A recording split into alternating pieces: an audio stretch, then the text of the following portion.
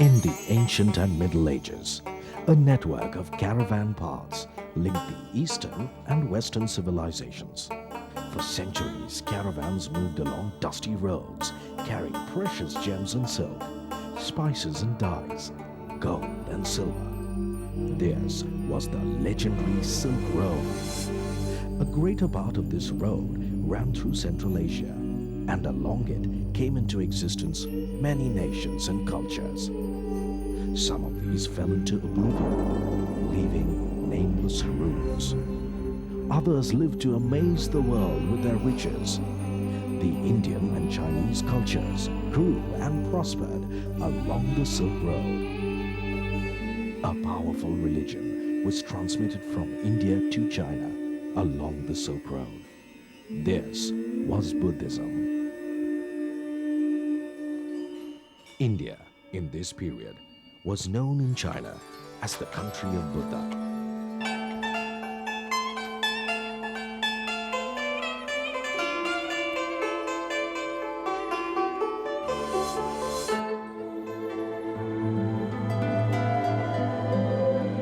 Buddhism brought our two ancient civilizations together. Though legend has it that Buddhist missionaries from India made their first appearance in China as early as 217 BC, it is known for sure that Buddhist missionaries did arrive in 65 AD. The Han Emperor Ming invited Buddhist teachers from India to China to spread the message of Buddhism. The Chinese invitation to Buddhist teachers centers around a story that the Han Emperor Ming dreamt of a golden deity hovering around his palace. The next day, when he discussed the dream with his courtiers, one of them said that the deity was no other than the Buddha of India.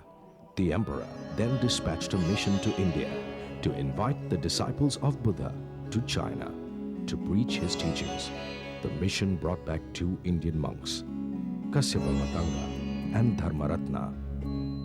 The Chinese government built a great monastery on the outskirts of the eastern Han capital, Loyang, to accommodate the holy Indian guests and to start the propagation of Buddhist teachings.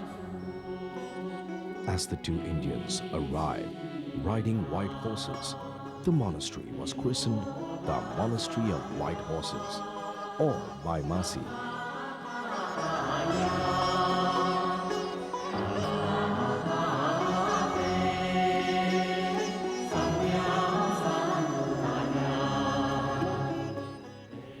This is where the seeds of Buddhism were sown in China. The historical Baima Sea Monastery in Luoyang attracts Buddhist monks and tourists from all over Asia till this day. Encouraged by the reception given to the monks at the White House Monastery, Buddhist scholars began to pour into China from Central Asia, particularly from ancient Sogdiana and Kucha. However, by the 3rd century, they were anxious to come in direct contact with India. Buddhist scholars in India responded to this as hundreds of them went to China either by the overland route or by sea, carrying with them collections of Buddhist texts not available in China. Kashmir was the most flourishing center of Buddhist learning in this period. A number of monks came to China from Kashmir and translated large amounts of Buddhist text into Chinese. One of the first Kashmiri scholars to go to China was Sangha. He reached the northern capital in 381 AD. The most important of his works was an extensive commentary on the disciplinary code of Buddhism. While Sangha was still working in China, another scholar of a more outstanding genius arrived in the Chinese capital from Kashmir. This was Gautama Deva. Deva specialized in metaphysical literature of Buddhism, and he translated a few Sanskrit texts. By the 7th century, Nalanda began to play the same role in Buddhist propaganda in China as Kashmir in the earlier period. One of the most noted scholars of Nalanda was Prabhakara Mitra. He settled in the monastery of Nalanda, studied the philosophical texts with the greatest Buddhist teacher of the age, named Silabhadra. He translated a number of works into Chinese. The first travelers from China to India were probably traders. The Chinese traders from southwestern China and Central Asia had been visiting India periodically, and they were responsible for introducing many things into India. Early Sanskrit verses refer to Chinese silk as one of the most prized commodities. The Chinese merchants also introduced, amongst other things, vermilion or sindoor and things made of Chinese bamboo. But while these merchants were plodding towards India through the hilly tracts of Burma and Assam and across the deserts of Central Asia to Upper India, the Chinese intelligentsia was still indifferent to India. But Buddhism took stronger roots in China after the visit of Chinese pilgrims to India in the middle of the 3rd century AD and stayed in a monastery specially built for them in Bodh Gaya. From the 4th century, the Chinese Buddhists began to take a keener interest in India and the Indian culture.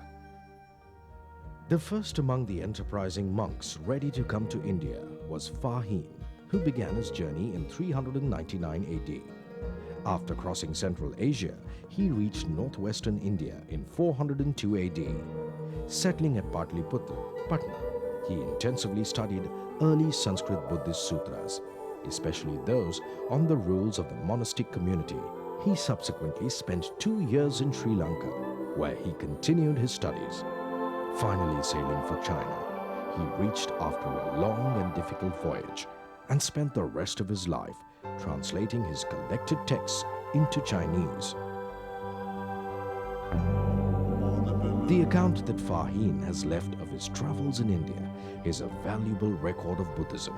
He was not interested in any other thing except the sacred literature of Buddhism, especially its code of discipline, which till then was not available in China. India, in this period, was known in China as the country of Buddha. Hence, the account of his journey is entitled Fo Kuo Ki, or the record of the country of Buddha. The person who played perhaps the greatest role in the history of Sino-Indian cultural relations was Xuanzang. Born in a family of Confucian scholars, he converted to Buddhism. He decided to go and study in the great Buddhist centers of India and set out in 629, despite an imperial order restraining him. He arrived in northeastern India in 633, where he studied Sanskrit and Buddhist sutras intensively and visited sites associated with the Buddha. His prestige in India grew so great that he enjoyed a royal patronage. He made personal contact with King Harsha of Kannauj. In 643, he began his return journey and reached China in 645, taking with him 657 Buddhist writings in 520 packages. He was given a hero's welcome. The emperor built the Big Goose Pagoda in Chang'an to welcome the great hero back from his travels in the Western world. Xuanzang declined the emperor's award of a government post and devoted himself to religion. He spent the rest of his years translating Buddhist sutras into Chinese at the Big Goose Pagoda. Xuanzang is also remembered in India till this day by the Xuanzang Temple in Calcutta. The last great Chinese pilgrim to come to India was Yi Sing. He spent 10 years in Nalanda studying the subtlest philosophy of Buddhism with the greatest Buddhist teacher of the age, Silabhadra. When he returned to China, he had with him a collection of 400 manuscripts. He also compiled a Sanskrit-Chinese dictionary. Although the great period of the Sino-Indian relations practically came to an end towards the middle of the 9th century, Chinese monks continued to come to India at irregular intervals up to the middle of the 11th century. The Chinese inscriptions set up at Bodh Gaya have some of these records. The Sino-Indian Buddhist connection was responsible for the joint creation of Mahayanism, a form of Buddhism. Though Mahayana Buddhism originated in India, it was the contribution of the Chinese Buddhists that made it a greater force of socio-political change in China than in India. Mahayana Buddhism, of course, traveled from India to China through Tibet, while the Chinese accepted it, but with modification. Indian ethos was, based on non-violence, but the Chinese, they modified into violent means. They said that Buddhism preaches egalitarianism, and therefore everybody should be equal under the heaven. So therefore, we have the right to overthrow the king, the bad king, and restore another one who is good. So how the struggle, the ethics came into China through Buddhism, that we can see. Among all the Indian monks, Kumarajiva was the most prominent. His contribution to Buddhism exceeds all other Indian monks. Kumarajiva was the first to head a Chinese Yijing Yuan, the Sutra Translation Bureau. He headed a group comprising thousands of Chinese and foreign monk scholars who worked on scores of important translations. The northern Chinese overlord, Yao Xing, personally supervised their work. Kumarajiva would recite a line of the scriptures without any text before him.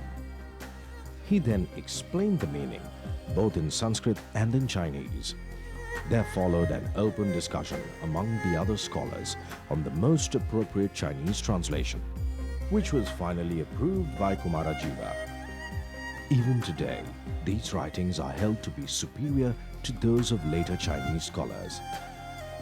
The Kumarajiva episode was a unique Indo-Chinese joint venture in Buddhist translation. The Chinese Translation Bureau survived Kumarajiva for nearly 1,000 years and created in total 7,000 plus chapters of translated literature. This is the greatest and most enduring joint venture in translation in world history. Kumarajiva died in China in 413 and is remembered till this day by his tomb in Xi'an.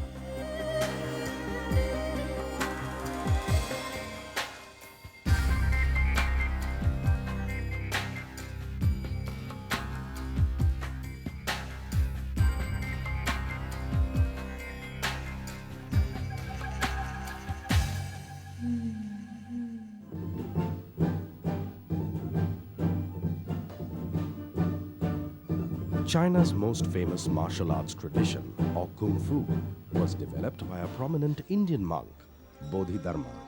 He arrived in China in the 6th century after a brutal trek over the Himalayas and went to Luoyang and settled at the Shaolin Temple.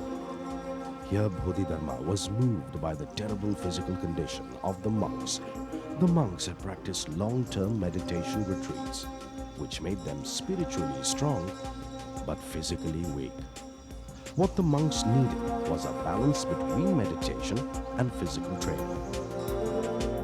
Bodhidharma created an exercise program which involved physical techniques and strengthened the body and could also be used in self-defense. Bodhidharma's disciples imitated the natural movements of birds and animals, developing these exercises over years into a form of unarmed combat. When Bodhidharma instituted these practices, his sole ambition was to make the monks physically strong. It turned out that the technique served a dual purpose, as martial arts training helped the monks to defend themselves against invading warlords and bandits.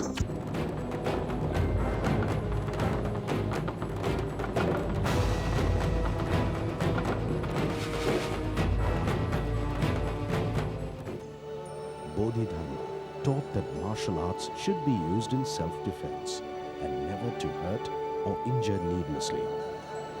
Bodhidharma came from a Kshatriya family in South India. Therefore, the roots of Shaolin martial arts can be traced to Kalaripayattu, the martial art form of Kerala.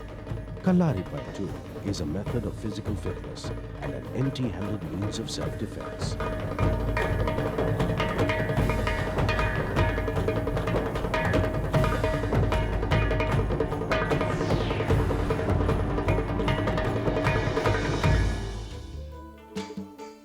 Shaolin Monastery in Luoyang till this day still reminds us of the great Indian cultural ambassador to China.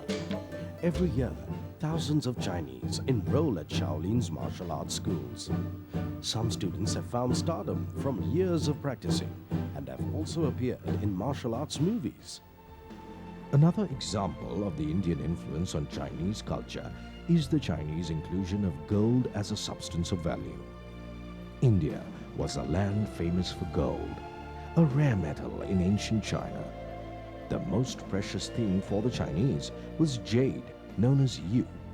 While in Sanskrit there were 3 words for gold, the Chinese word jin stood for gold, silver and copper. During the period of the Tang dynasty, the Chinese took a leaf from the Buddhist books and attributed the best value to gold and monopolized the word jin to describe it. Yu, the traditional symbol for the most precious thing, lost its value. A simple thing like sugar illustrates the close interdependent relationship between the two countries. While China learned how to manufacture sugar from India, the technique of turning red molasses into white sugar migrated from China to India. Thus the word genie indicates a Chinese origin. The form of jaggery was called sharkara and not chini. If we can see that French call it sucre, English call it sugar, Russians call it sakhar, Germans call it zucker, Arabic they say sukr they say.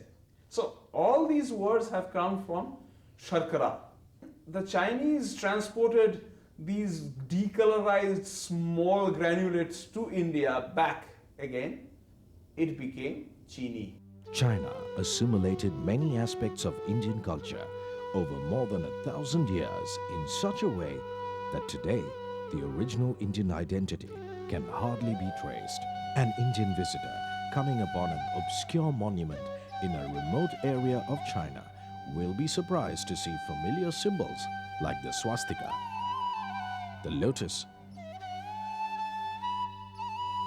the trishul, the bodhisattva, and the apsaras, all harmonized with the local cultural milieu. Buddhism acted as a vehicle not only to carry the scriptures from India to China, but also transmitted the seeds of popular ethics through tales and fables. The famous Panchatantra tales influenced the Chinese so much that they transcreated ethical tales and fables of their own with indigenous flavors.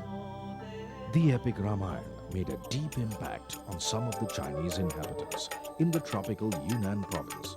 Chinese tribes tell and retell stories that have characters that entirely correspond to Ram and Sita. The introduction of Buddhist art into China is closely associated with the arrival of Matanga and Dharmaratna, along with an icon of Buddha, to the Han Emperor Ming. When Buddhism was slowly infiltrating into China under the patronage of the Kushans, which was the first period of the spread of Buddhism, Gandhara and Kashmir took the leading role. A hybrid Buddhist art evolved in northwest India that was carried to China, and it distinguished itself with well-defined characteristics. It made use of Greek architectural motifs such as the Corinthian pillar. In regard to composition, it gives representation to the scenes from the life of the Buddha and also depicts the stories of his former birth. Chinese missionaries from here took the elements of Indo-Greek art, which was prevalent then. As more of Buddhist India ranged itself behind the foreign missions, the Mathura and Gupta styles of Buddhist art were also carried abroad. Thus, there are different stages in the evolution of Buddhist art in China. Also, the Chinese pilgrims who had gone to India were equally active in inspiring the artists in China. They brought back pictures, statues, and images of the Buddha, and even the model of the Nalanda temple.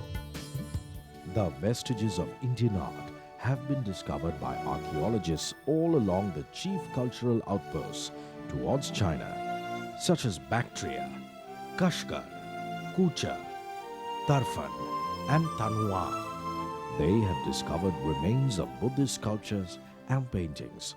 But the most important work of art are the rock-cut Buddhist temples of Tanhuang, Yunkan, and Lungmen. To an Indian, visiting these temples is like homecoming, as it is so similar to Ajanta. It resembles Indian cosmology and Indian idealism. It is here where the two great civilizations share a common platform. These caves have been hewn into soft sedimentary rock. They are embellished with magnificent murals, stucco, sculptures, and pictorial remains such as silk banners and canopies. The Dunhuang wall paintings show a wide range of subjects such as Buddha and Bodhisattva figures, Jatakas, scenes from Buddha's life, sutra illustrations, Maheshwara, peacocks, and the chariots of the sun and moon. The Indian influence is marked by a partial nudity of figures, lolling poses, and Indian-type countenances. These are the three chief centers of Buddhist art in China.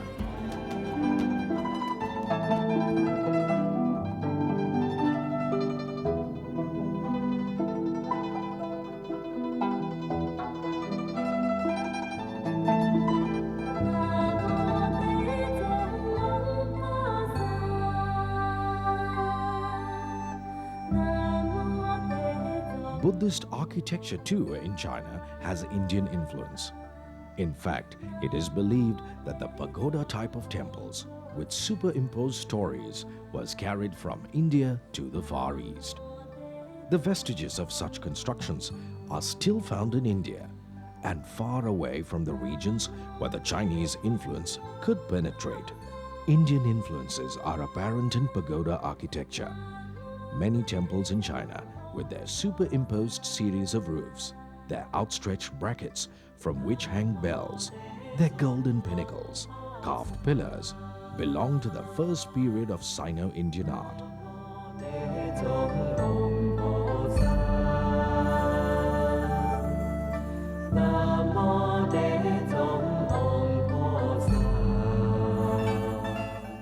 The ancient Chinese were great musicians, and the court also admired foreign music.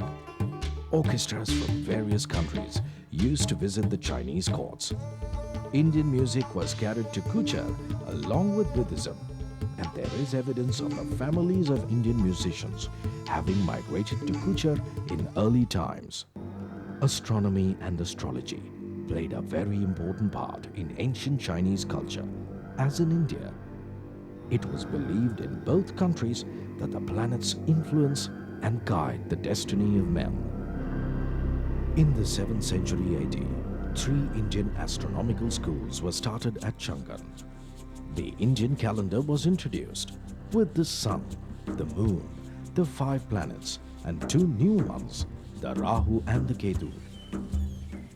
Trade with China continued over the years. For centuries, Indian ports were regular points of call for Chinese ships. The prosperity of the Chola Empire in southern India was largely based on trade with China. In the early years of the Ming Dynasty, 1368 to 1644, China was an economically developed country. In order to strengthen contacts with the outside world, the Ming Emperor Zudi decided to send his envoy on a sea voyage. Cheng Ho, hailing from the southern province of Yunnan, leading a mammoth crowd of 27,800 personnel, comprising sailors, army commanders, physicians, artisans, in a grand fleet of 62 ships, set off on their voyage from Nanjing. a maritime port passing through several kingdoms, they finally reached Kerala, where he bartered porcelain, silk, iron and copper wares, gold and silver. This sea silk route of Cheng Ho set a milestone in the history of Sino-Indian contacts, with special reference to Kerala. We are aware that Cochin in Kerala is home to the exquisite Chinese fishing nets. But how many of us know how these nets reached Kerala? There is an interesting link between Cheng Ho and the Chinese fishing nets. Cochin and Calicut were the seaports where the Chinese junks anchored. Kerala's trade relations with China developed during the first half of the 15th century, much before the arrival of Vasco da Gama in 1498. In the process of interaction with China, Kerala received various Chinese trade items, one of which was the fishing net. The Dragon Boat Festival in China has parallels in Manipur and Kerala. The well-known Beijing opera depicts tales from Chinese classics. The actors and actresses paint their faces with various colors. This can draw parallels to the Kathakali dances of Kerala. Cheng Ho's visit to Kerala was a truly decisive factor in this respect. Trade relations not only existed earlier via sea trade and on the Silk Route, but even later with Canton trade.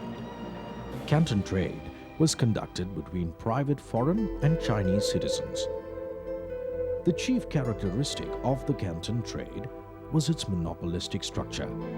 The court authorized 13 commercial firms, known as the Hongs, as sole agents of foreign trade. The East India Company monopolized the British trade to Canton. The company granted charters to private ships to sail from India to China under its license. This trade was known as the country trade, and the ships as country ships.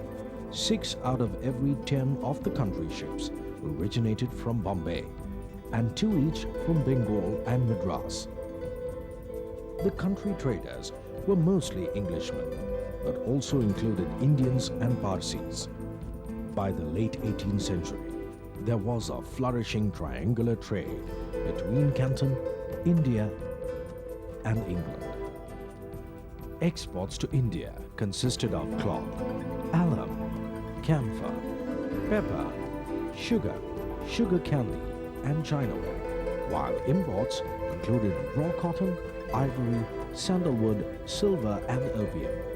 This country trade accounted for 30% of the total British trade at Canton between 1764 and 1800. After a gap of centuries, the ancient history of Sino-Indian brotherhood was reenacted during the common struggle of the two nations against their colonial oppressors.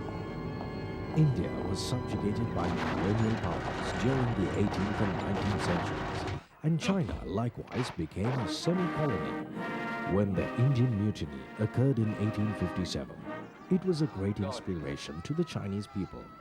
As a result, the British launching of the Second Opium War against China was disrupted. During the Taiping Rebellion, many Indian soldiers in the British Army were driven by their sense of justice to defect to the Taiping Army. The early Indian nationalists and reformers were opposed to the opium trade and demanded as early as 1870 to stop the opium traffic. In fact, the boycott of British goods by the Indian people against the partition of Bengal was influenced by the impact of the Chinese boycott of imperialistic goods. Chinese leaders like Sun Yat-sen maintained close contacts and established cooperation with well-known Indian revolutionaries. He also advocated in 1923 the Sino-Indian unification of two of the most ancient cultures in the world. Rabindranath Tagore's association with China was even earlier to that of Nehru. Tagore visited China in 1924. Before that, he had established his university at Shantiniketan Vishwabharati. In 1921, he had established this, and in 24 he had been to China. When he went to China, as the guest of those kind of reformists at that time in China, he found out that it was important to dig out the historical roots between the two countries and build a bridge between the two.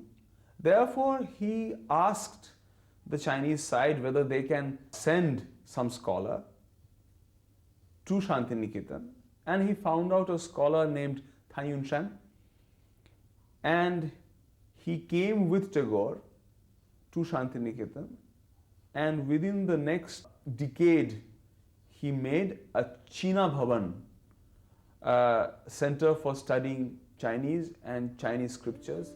The China Bhavan at Shantiniketan in Calcutta drew a lot of Chinese families to India in the late 1930s. This led to the formation of a fairly large Chinese community in northeastern India. This community has grown rapidly over the years and has peacefully coexisted and very easily assimilated Indian culture.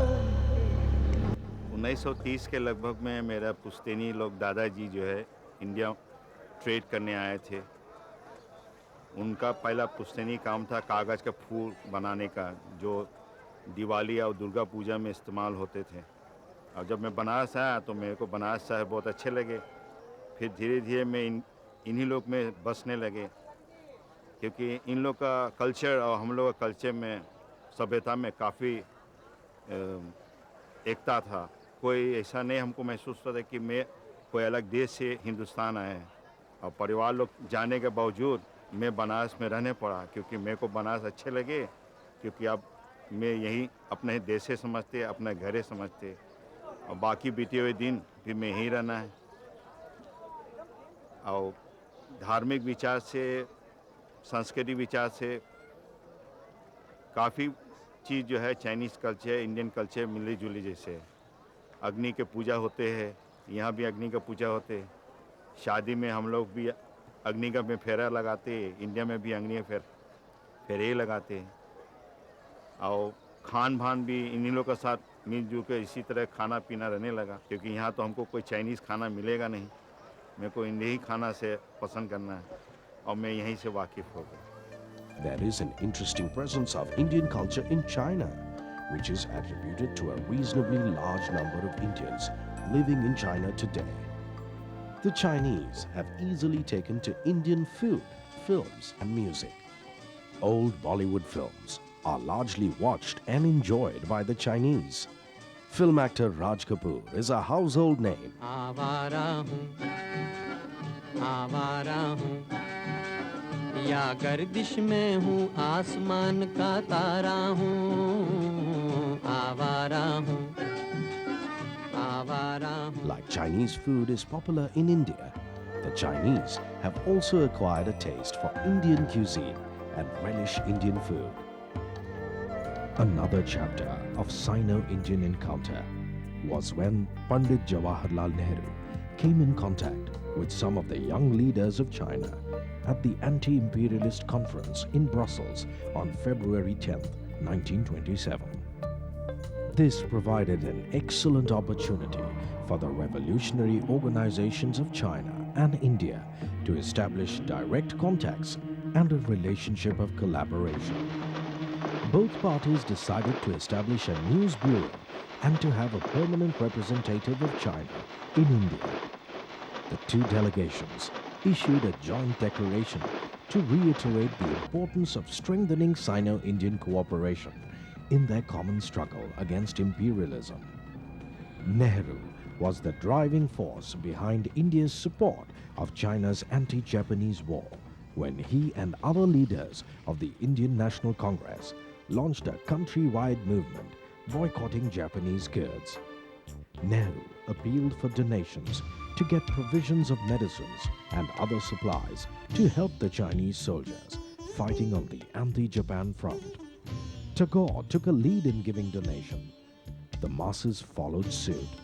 The famous Indian dancer Shankar held a charity performance in London and donated the proceeds to the cause of the Chinese people. The most memorable event was the Congress decision to send the Indian medical mission under Nehru's initiative to the liberated areas in North China to make a concrete contribution to the Chinese war. The story of Dr. Dwarkanath Shantaram Kotnis has become one of the finest chapters of Sino-Indian friendship. The medical team was composed of 5 doctors: Dr. M. Atal from Allahabad, Dr. M. Cholkar from Nagpur, Dr. D. Mukherjee, Dr. B.K. Basu, and lastly, Dr. Dwarkanath Shantaram Kotnis from Sholapur. All these 5 young men were below the age of 30 and were charged with compassion for the Chinese people. The mission left for China by ship from Bombay on the 1st of September 1938. Kotnis's contribution during the war in the harshest conditions of North China, even neglecting his own health, did not deter him from doing his duty. His diligence and valuable service demonstrated before the Chinese people the warmth of the Indian support for China and won admiration from all over the world. He finally passed away due to overwork in China on the 9th of December 1942. At the tender age of 32, he never returned to India. Dr. Kotnis even married a Chinese nurse, Kuo Ching Lam, and named his only son Inqua, meaning India-China. He personified the symbol of the everlasting, magnificent Sino-Indian friendship. Mao Zedong mourned his death, saying, "The army has lost a helping hand. The nation has lost a friend." After all these years, after passing away of Dr. Kotnis, the Chinese people still remember him as a friend who came to help them in their difficulties. And whenever we have visited China, we have seen how greatly the Chinese people respect him. And it is one thing, one link between the two countries, that whenever there are, even though there are differences between the two countries for different reasons, because of this relation, they respect Dr. Kotnis so much and love him. In August 1939, Nehru himself visited China. Nehru was honored as a great leader of the Indian people and an intimate friend of China. He was warmly received by Chiang Kai-shek. The Chinese were solidly behind the just stand of the Indian Congress in obtaining a firm British commitment before participating in the British war against Germany first and Japan later. On October the 31st, 1941, when the news of the arrest of Nehru was known, the Chinese were vocal in their support for his release. Generalissimo Chiang Kai-shek specifically flew to India in 1942.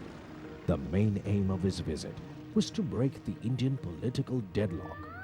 On behalf of the Chinese, he did his bit to pressurize the British government to grant full independence to India. The Chinese people were not only concerned with the Indian national, as is clear when they supported the Quit India movement, but also with the sufferings of the Indian people. When famine broke out in Bombay, Bihar, and many other places in India in 1943, they collected donations from people from all walks of life in China to help Indians. The India-China New Nation Brotherhood was born immediately after the birth of the 2 new governments. The People's Republic of China came into existence on the 1st of October 1949. India declared her independence on the 15th of August 1947. But only on the 26th of January 1950 was the Republic of India founded, with the Indian president as its head.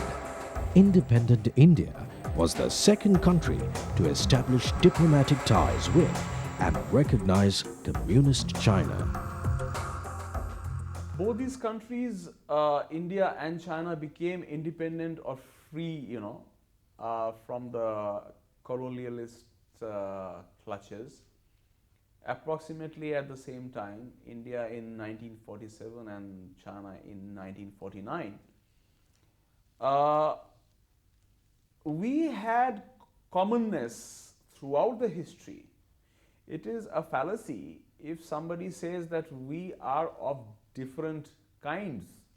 We are not of different kinds. We are still people of the Orient, and we should unite hands to do things even till today.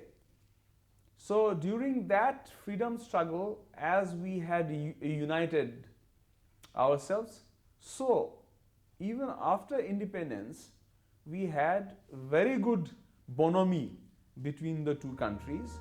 China is today the world's fastest growing economy, and its achievements in the economic transformation of the country are truly remarkable. Likewise, India in the last 12 years has recorded an average annual growth of nearly 6%.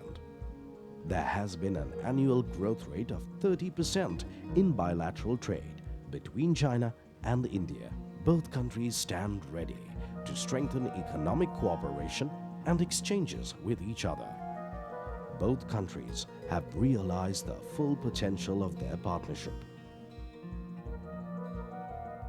8-9 years back, we were only looking at bilateral trade of $200 to $300 million a year, and today we are looking at this year at a $7 billion bilateral trade, which shows that historically there is a huge trend of faster growth in the bilateral trade between India and China. They are the two biggest economies, size-wise at least, from the point of view of population in Asia, and the fastest growth in economic areas in these two countries is sort of propping up the whole world's growth today. If you see the economic growth of the world for the last year, practically 30 to 40% came because of the development which took place in India and China. So from that point of view, I feel there is a great historical connection here, and we will see the bilateral trade reach the $10 billion mark very soon. This century per se will be the century of Asia, and I see a lot of economic development which is happening in China, which Indian companies or Indian corporations can take part in. In the same way, I feel there's a lot of potential for Chinese companies to go into India, invest in India, and be part of the fast growth that our economies are seeing today. So from that point of view, I personally am very, very positive in this whole trend, and I see it as a historic trend. And as we go over the years, this is going to become better and better. In September 1993, during the visit of the then Prime Minister Sri Narasimha Rao to China, the two sides signed an agreement on the maintenance of peace and tranquility along the line of actual control on the India-China border. Followed by former Prime Minister Rajiv Gandhi's visit to China in December 1988, India and China agreed to seek a fair, reasonable, and mutually acceptable settlement of the boundary question through peaceful and friendly consultations. Prime Minister Atal Bihari Vajpayee visited in June 2003. This was the first visit of an Indian Prime Minister to China in almost a decade. 10 agreements and a joint declaration on principles for relations and comprehensive cooperation between India and China were concluded on the 23rd of June. The joint declaration was signed by the Indian Prime Minister and Premier Wen Jiabao. It was the first ever joint document of its kind, signed by the leaders of the two countries. The declaration outlines the principles and shared perspectives which will guide the future development of bilateral relations. The Premier of the State Council of the People's Republic of China, Mr. Wen Jiabao, during his recent visit to the Republic of India in April 2005, had an in-depth exchange of views with Dr. Manmohan Singh in a friendly and constructive atmosphere and reached a broad consensus on bilateral relations and international and regional lines of common concern. The two countries recalled the Declaration on Principles for Relations and Comprehensive Cooperation between the two Prime Ministers signed on the 23rd of June 1993 and reiterated that the declaration provided a shared vision of bilateral relations.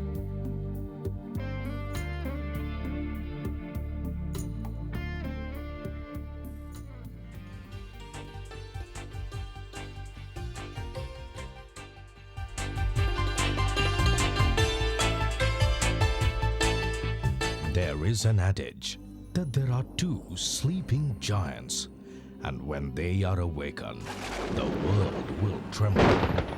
The giants are India and China. As two of Asia's largest countries, they have a population of more than 2 billion people. Both countries are equally blessed with nature and are rich with raw materials and resources. Each has a cultural heritage that is ancient and fascinating. Like India, China has also emerged as a nation with its rapidly growing economy.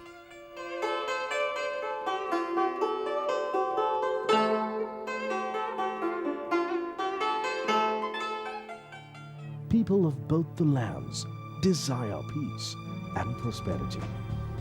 From the common ground of the past, we can sow the seeds of the future. Together, we can make a difference to the world we live in.